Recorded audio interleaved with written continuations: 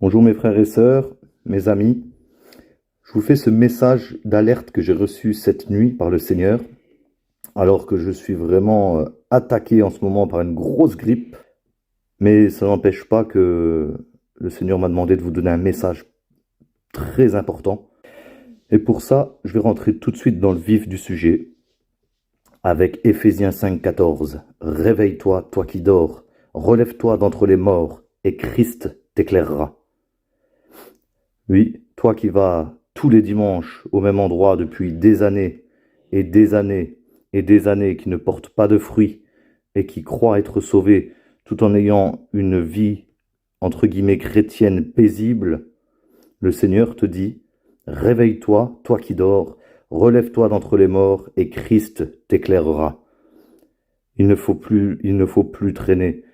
Il ne faut vraiment plus se contenter d'aller le dimanche un peu comme des bébés, des petits oisillons dans le nid qui ouvrent juste le bec à l'aveugle et puis ils ont une confiance aveugle de ce qui va rentrer dans leur gosier.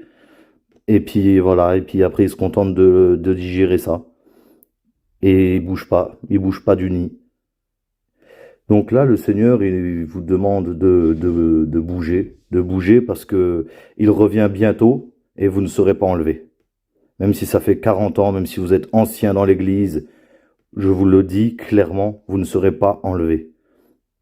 Maintenant, je vais évidemment prendre la parole de Dieu pour éclaircir tout ça, parce que si tu es dans une assemblée où tu n'as pratiquement jamais vu de délivrance, jamais vu des personnes qui sont agitées par des démons, eh ben, pose-toi des bonnes questions. Demande au Seigneur si tu es au bon endroit. Parce que la Bible dit que nous avons la puissance de chasser les démons. C'est pas normal qu'on va tous les dimanches dans une église ou dans une assemblée où les gens sont chargés, fatigués, qui font des grands sourires de façade, alors qu'ils sont chargés, remplis d'esprits mauvais, esprit de confusion, esprit de religiosité, esprit de contrôle, esprit d'anxiété, esprit de peur, esprit de Jézabel. Tout ça, il faut en être conscient, parce que la parole de Dieu dit « Mon peuple meurt parce qu'il lui manque la connaissance ».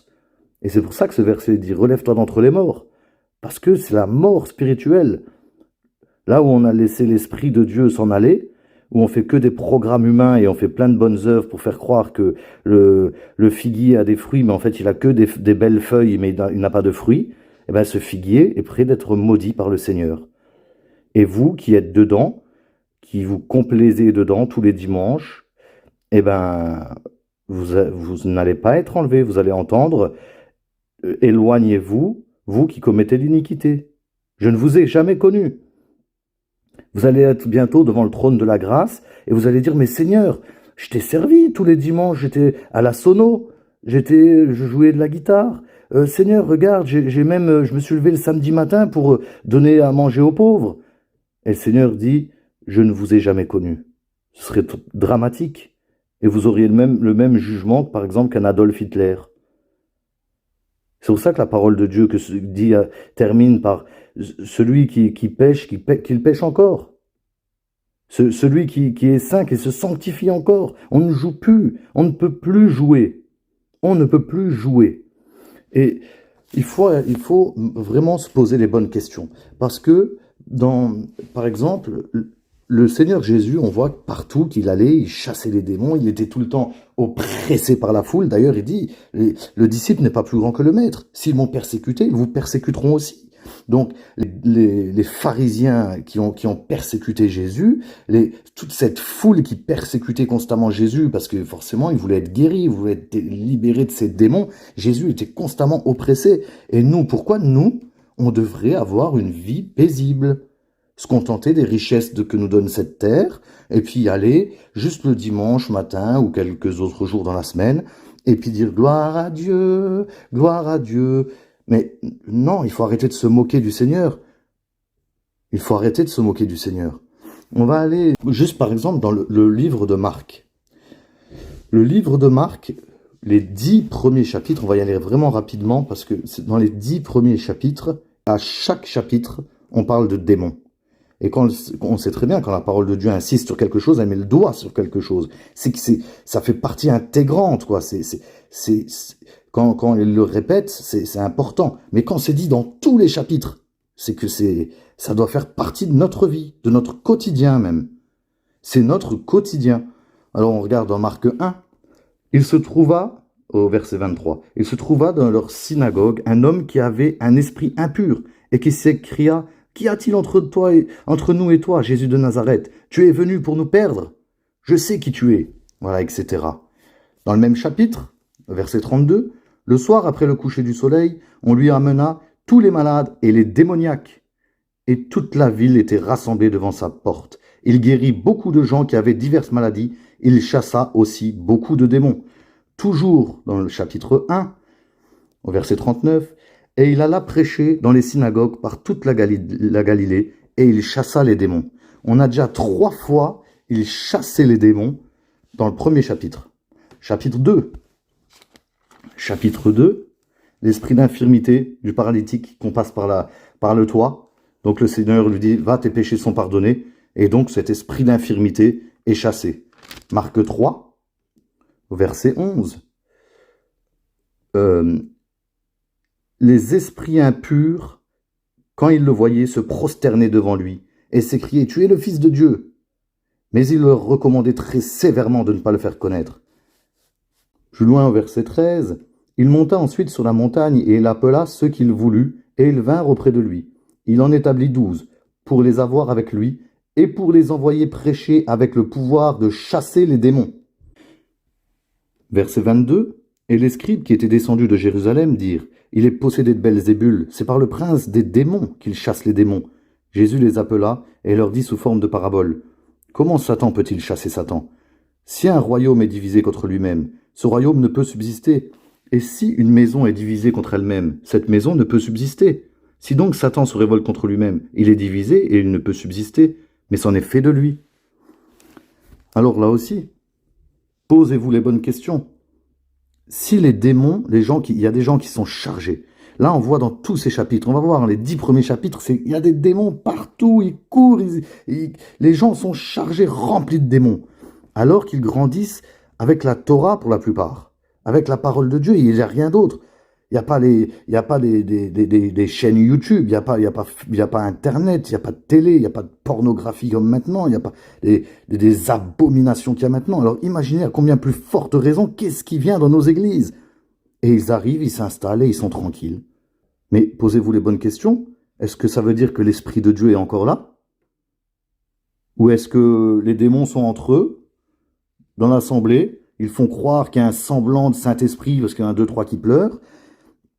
Mais il y a pas de prophétie, il n'y a plus de prophétie, il n'y a plus rien, il y a pas de miracle, il y a pas de guérison. À chaque réunion de prière, les listes de malades s'allongent. Il n'y a pas de témoignage de miracle, de témoignage glorieux. Non, on vient juste subir. On subit toute la semaine et puis on vient juste se faire du bien le dimanche. Et puis les démons sont tranquillement installés, quoi. Mais posez-vous les bonnes questions. Est-ce que c'est normal? Est-ce que là, on vit l'évangile? Est-ce qu'on vit là tous ces chapitres de Marc? Voilà. Je vous laisse à vos réflexions. Je ne fais pas ce message pour critiquer, mais c'est parce que je suis vraiment ému de compassion. Parce qu'on n'a pas à lutter contre la chair et le sang. Tous ces gens, la plupart qui vont dans toutes ces églises, entre guillemets, évangéliques, qui vont louer Dieu le dimanche, on leur a rien enseigné d'autre. Mais ils sont sincères, ils aiment le Seigneur, ils louent Dieu de tout leur cœur, ils sont vraiment sincères. Mais malheureusement, encore une fois, la parole dit: mon peuple périt parce qu'il lui manque la connaissance.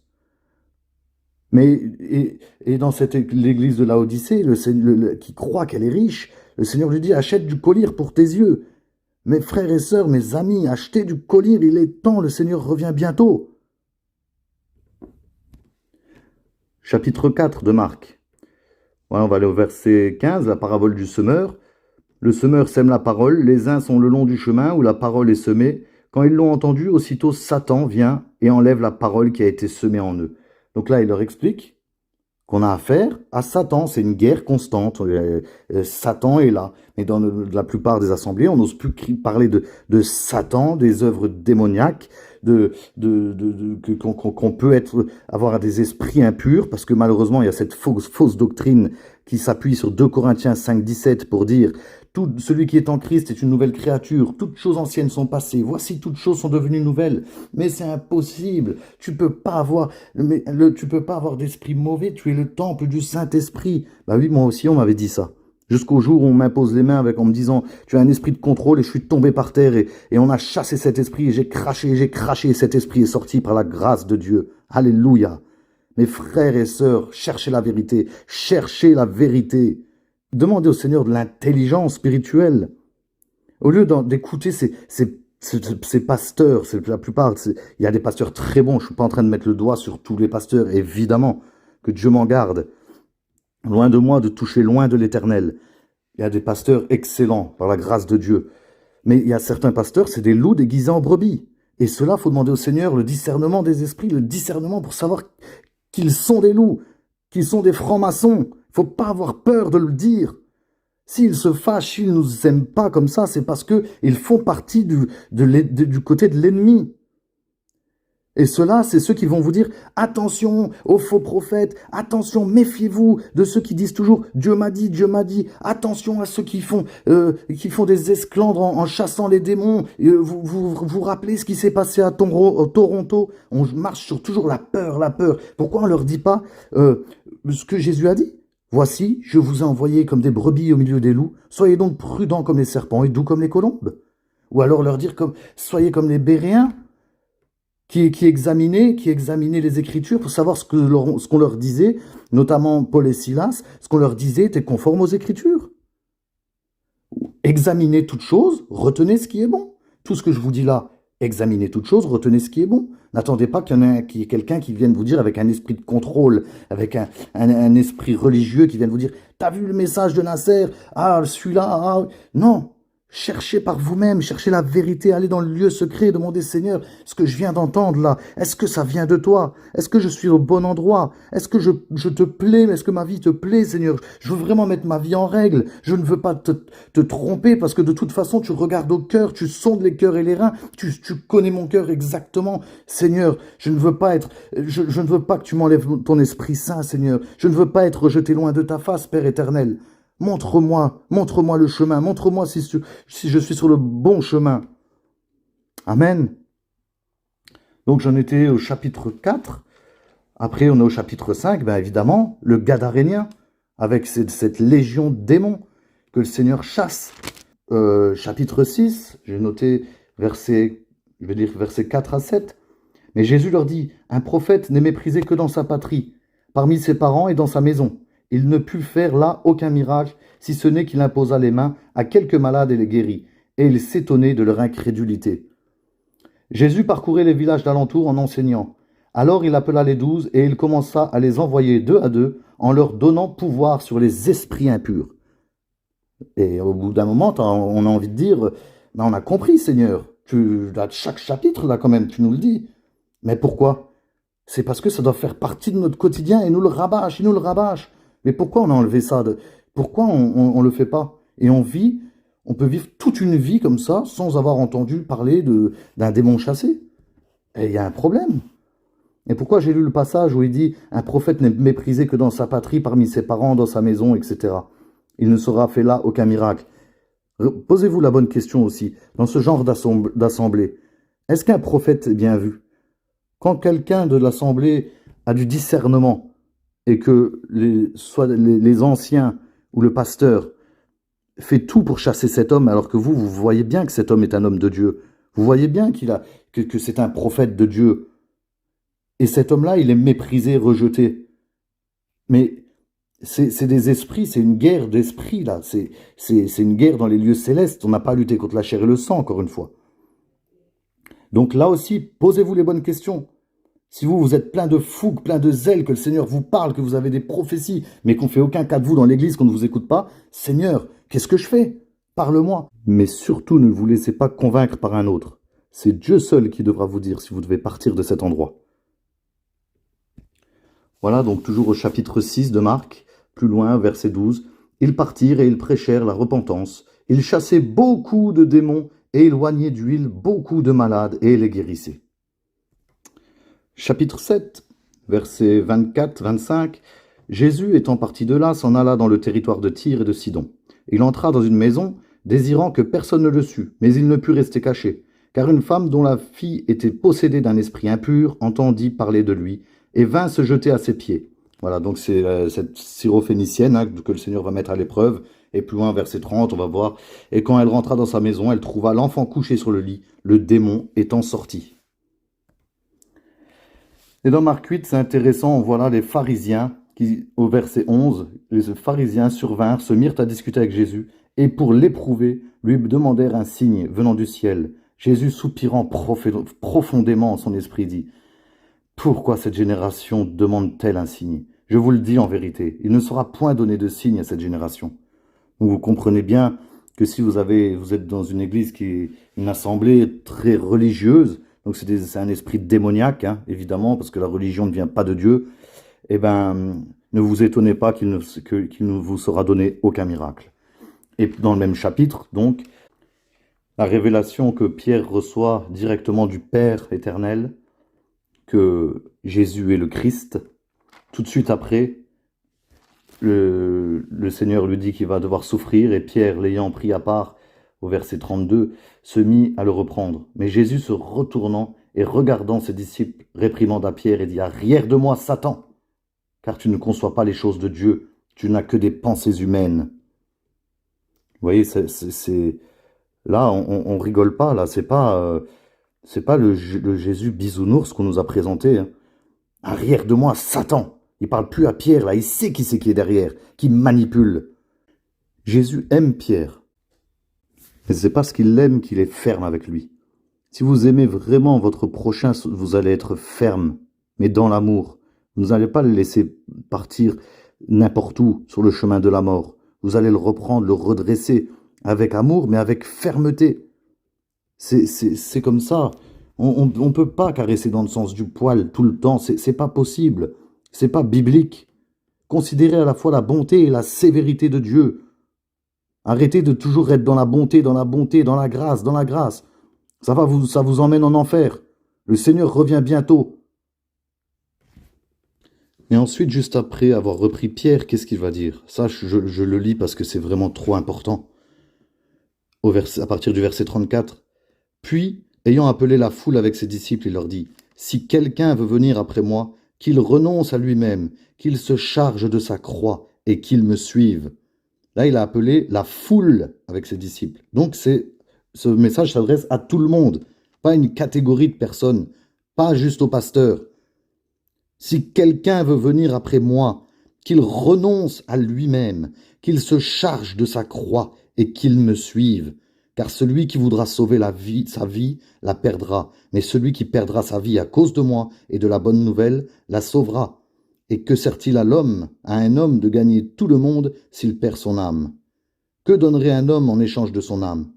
Car quiconque aura honte de moi et de mes paroles au milieu de cette génération adultère et perverse, le Fils de l'homme aura aussi honte de lui quand il viendra dans la gloire de son Père avec les saints anges.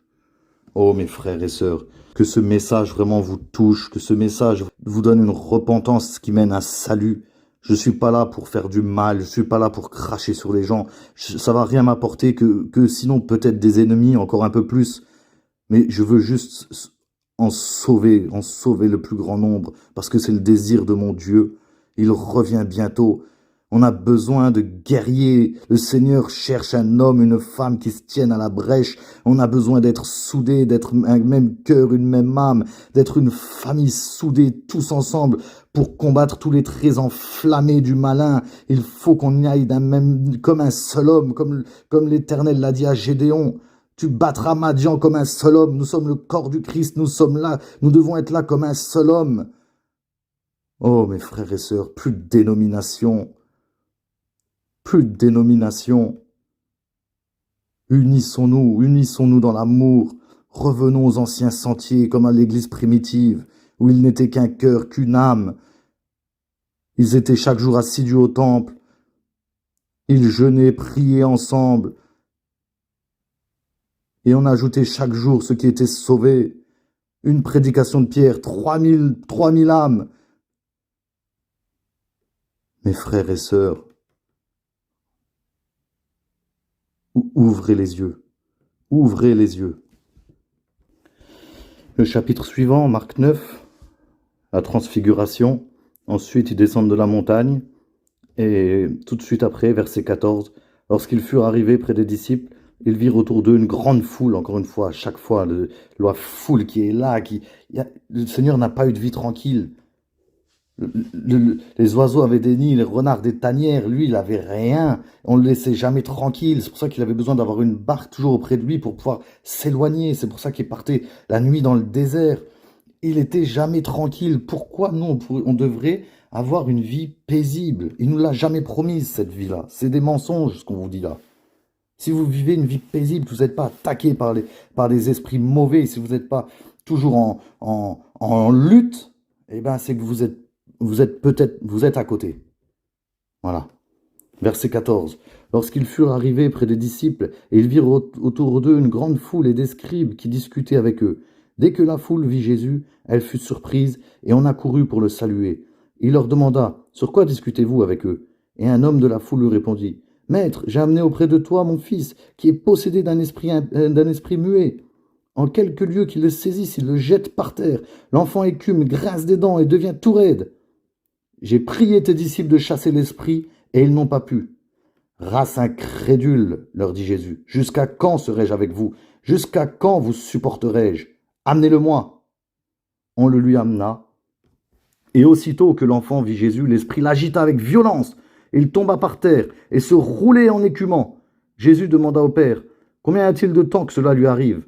« Depuis son enfance, répondit-il, et souvent l'esprit l'a jeté dans le feu et dans l'eau pour le faire périr. Mais si tu peux quelque chose, viens à notre secours, aie compassion de nous. » Il devait crier là forcément parce que l'enfant était en train de hurler par terre.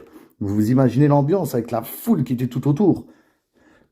Jésus lui dit, « Si tu peux le croire, tout est possible à celui qui croit. » Aussitôt le père de l'enfant s'écria, « Je crois, viens au secours de mon incrédulité. » Jésus, voyant accourir la foule, menaça l'esprit impur et lui dit, « Esprit muet et sourd, je te l'ordonne, sors de cet enfant et n'y entre plus. » Et il sortit en poussant des cris et en l'agitant avec une grande violence.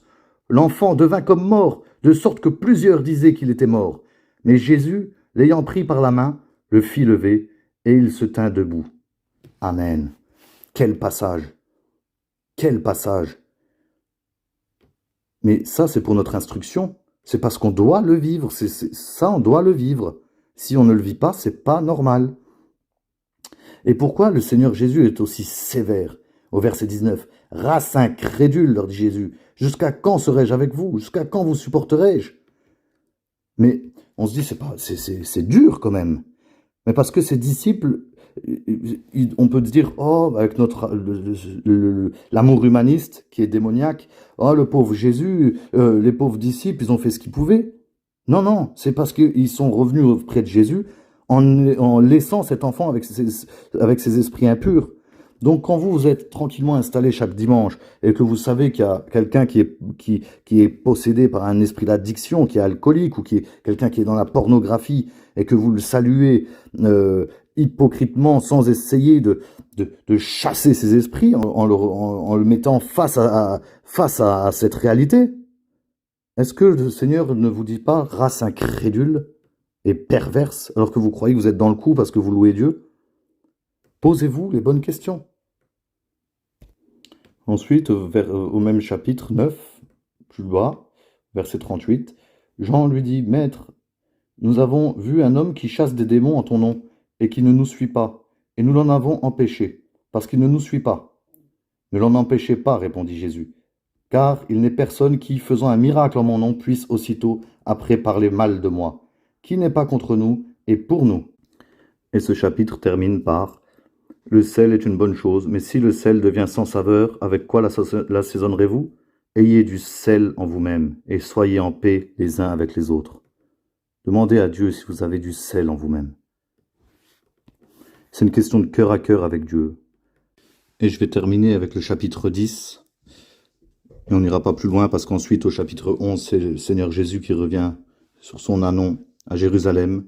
Donc là, on pourra dire que c'est le retour imminent du Seigneur Jésus qui est annoncé. Donc là, je vais juste vous parler du passage de l'homme riche, parce qu'on est tous un peu concernés maintenant avec malheureusement tous les biens matériaux que l'ennemi a mis entre nos mains, toutes ces distractions, tous ces faux outils qu'on croyait, comment dire, très utiles, en fait, c'est que du vent. Et même maintenant, c'est devenu pour la plupart des idoles. Donc, voilà, juste avant le passage de l'homme riche, le Seigneur dit quand même, « Laissez venir à moi les petits-enfants, et ne les en empêchez pas, car le royaume de Dieu est pour ceux qui leur ressemblent. Je vous le dis en vérité, quiconque ne recevra pas le royaume de Dieu comme un petit enfant, n'y entrera point. »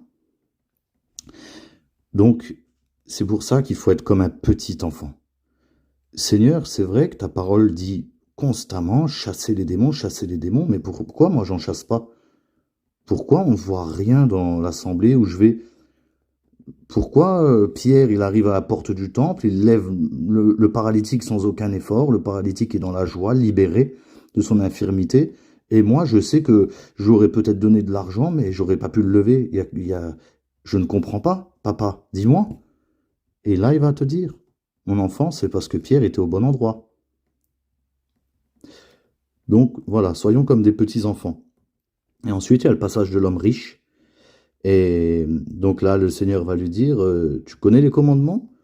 Tu ne mettras point d'adultère, tu ne tueras point, tu ne déroberas point, tu ne diras point de faux témoignages, tu ne feras tort à personne, honore ton père et ta mère. Et il lui répondit, Maître, j'ai observé toutes ces choses dès ma jeunesse. Jésus, l'ayant regardé, l'aima et lui dit, il te manque une chose, va, vends tout ce que tu as, donne-le aux pauvres, et tu auras un trésor dans le ciel. Puis viens et suis-moi. Mais affligé de cette parole, cet homme s'en alla tout triste, car il avait de grands biens. Vous voyez, le Seigneur tout de suite a mis le doigt dessus, qu'il était attaché aux richesses de ce monde. Quelle serait ta réponse si le Seigneur te dit maintenant, vends toutes tes richesses, tout ce sur quoi tu t'attaches, quitte l'assemblée où tu es, et porte ta croix et suis-moi. Qu'est-ce que tu vas répondre? Pierre, lui, il a dit à Jésus, à partir du verset 28, « Voici, nous avons tout quitté, et nous t'avons suivi. » Jésus répondit, « Je vous le dis en vérité, il n'est personne qui, ayant quitté à cause de moi, et à cause de la bonne nouvelle, sa maison, ou ses frères, ou ses sœurs, ou sa mère, ou son père, ou ses enfants, ou ses terres, ne reçoive au centuple, présentement dans ce siècle-ci, des maisons, des frères, des sœurs, des mères, des enfants, et des terres, avec des persécutions, et dans le siècle à venir, la vie éternelle. Plusieurs des premiers seront les derniers, et plusieurs des derniers seront les premiers. Alléluia. Mais vous voyez, avec des persécutions. Et quand on vous dit, ah, arrêtez, il ne faut pas avoir des démons partout. Ben moi, j'ai lu les 10 premiers chapitres de Marc, je les ai vus partout. C'est une réalité.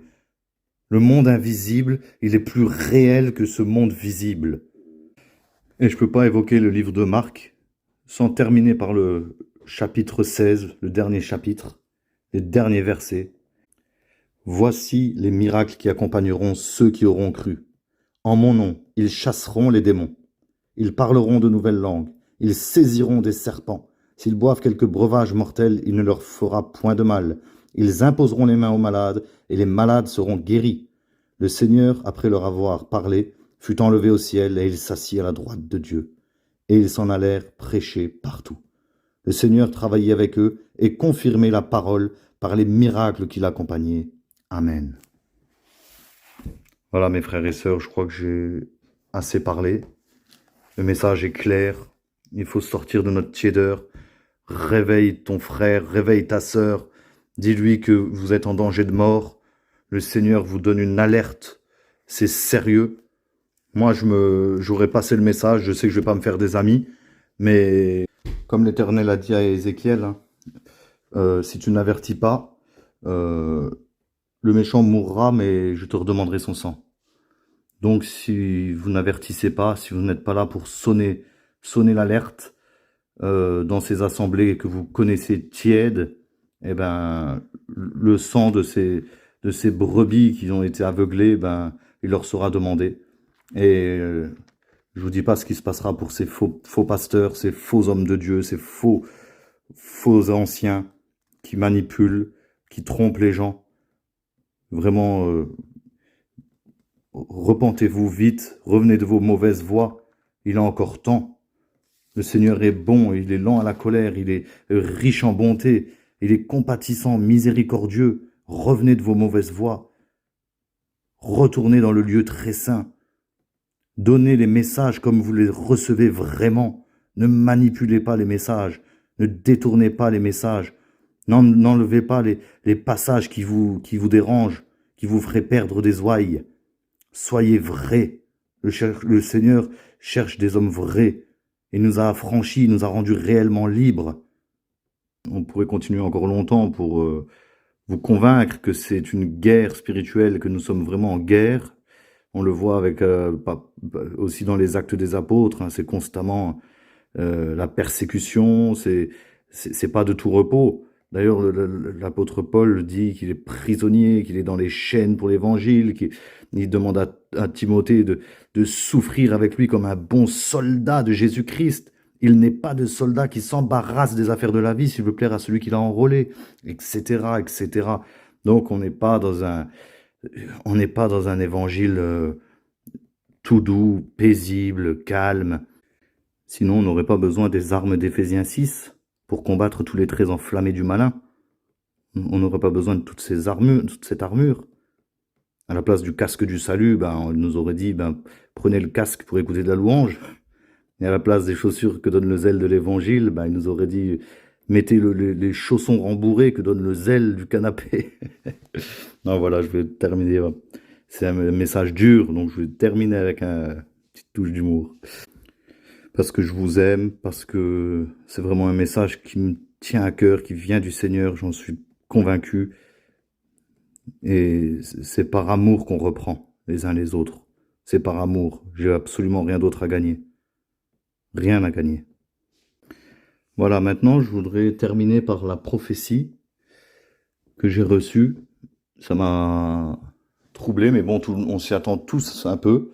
Et là, ça a été encore confirmé par une parole du Seigneur. Fin de semaine dernière, on se rend compte que notre machine à laver ne sort plus. Donc je me décide quand même de vidanger l'appareil, la machine à laver.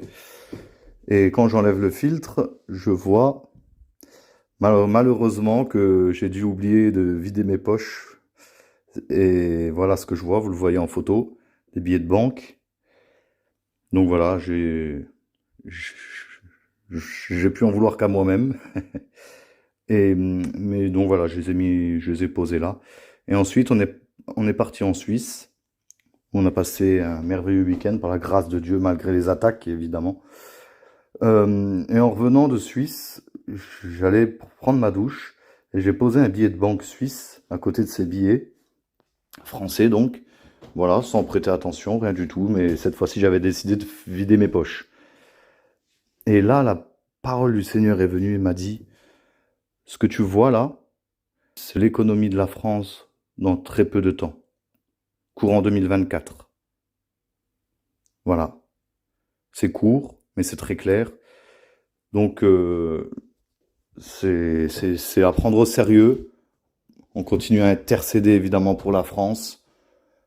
Évidemment aussi ce message, c'est pour que des intercesseurs se lèvent, des guerriers de la prière se lèvent, des véritables disciples de Christ se lèvent. Parce qu'on a besoin d'être fort. On a besoin d'être fort.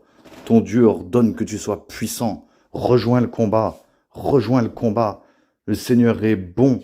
Le Seigneur est merveilleux. Si on se tient à la brèche, si on s'humilie, si on prie, si on se détourne de nos mauvaises voies, le Seigneur nous exaucera. Le Seigneur guérira notre pays.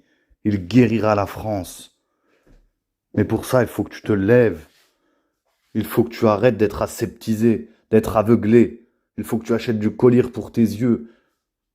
Il faut que tu cherches la vérité par toi-même. Ayez du zèle et non de la paresse. Soyez fervents d'esprit, servez le Seigneur. Alléluia, il revient bientôt. Rachetez le temps car les jours sont mauvais. Levez-vous, rejoignez les vrais guerriers. Le Seigneur rassemble ses aigles avant son retour. Il n'est pas encore trop tard. Il n'est pas encore trop tard. Lève-toi au nom de Jésus. Réveille-toi, toi qui dors. Relève-toi d'entre les morts. Et Christ t'éclairera. Alléluia. Gloire à Dieu. Soyez bénis. Soyez bénis, mes frères et sœurs. Je vous aime.